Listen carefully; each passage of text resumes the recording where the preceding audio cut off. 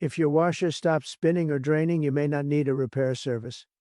This quick factory reset can fix many common issues in under 5 minutes. This method works on Whirlpool, Kenmore, Amana, Crosley, Roper, and Maytag washers and requires no tools or technical experience. If the reset does not work, see the linked video on error codes for further diagnosis. Washer reset steps. Step 1. With the washer off, turn the control dial counterclockwise 1 full rotation.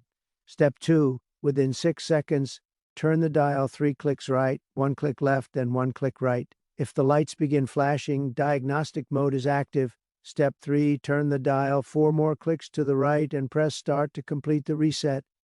Step 4. Wait a few minutes. If the washer shuts off and the lid unlocks, the reset was successful. If lights continue flashing or the washer does not unlock, watch the error code video shown next. Like and subscribe for more repair tips and troubleshooting guides.